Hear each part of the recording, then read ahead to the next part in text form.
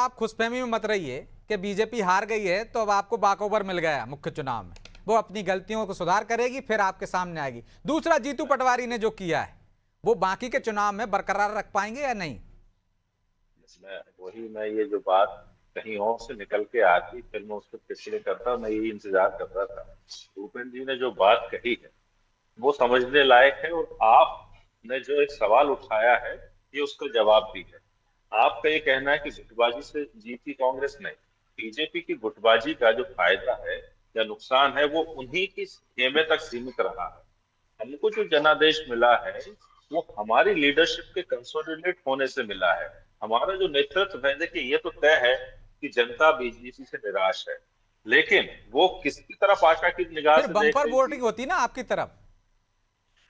जब तो नाराज होती बम्पर है जनता वोटिंग, तो एक मुश्त वोट नहीं देती है। बम्पर नहीं, मुझे लगता है कि 71% वोटिंग पर्याप्त वोटिंग होती है। इतना बम्पर जैसा कुछ नहीं होता, अरे पांच जीत छह बम्पर प्रतिशत होती और ना बढ़ आपकी, जाते। 6,000 से नहीं होती, दस नहीं हजार से, 20,000 नहीं, से, तो सर पचास आप वो हजार से देखिए ना, होती। जो 20-22 हजार वोट हमारे जो खराब हुए हैं, आप मान रहे जो हो आपके ही है वो?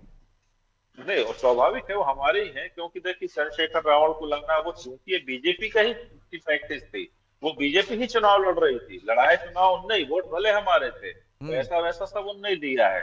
भाई चंद्रशेखर रावण आखिर है कौन? वो तो हम्म। बीजेपी का बनाया हुआ आदमी है। वो इतना बोलता है, यदि मान के चलो कोई और ईमानदार दुश्मन बीजेपी का इतना बोलता तो जेल में चला जाता। ना हम्म। ओवैसी जेल में है, ना चंद्रशेखर रावण जेल में है। तो किसकी कृपा से घूम रहे और जहर उगल रहे हैं, समाज को खराब कर रहे हैं?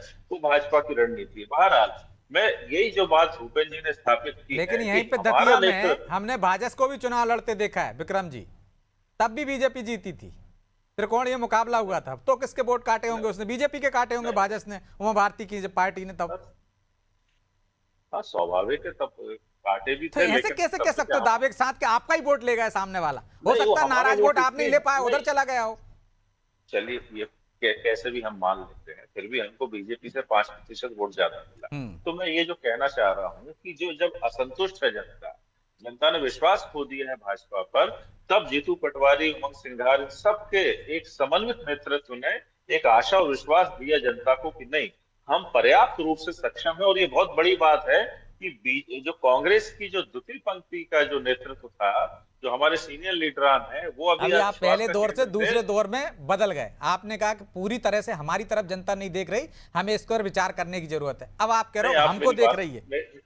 मेरी बात एक एक स्थापित हो जाने दीजिए। मैं निवेदन करता हूँ कि मैं ये आपको बताना चाहता हूँ कि जो कांग्रेस का युवा नेतृत्व है, अब वो देश को चलाने की जिम्मेदारी धारण कर सकता है।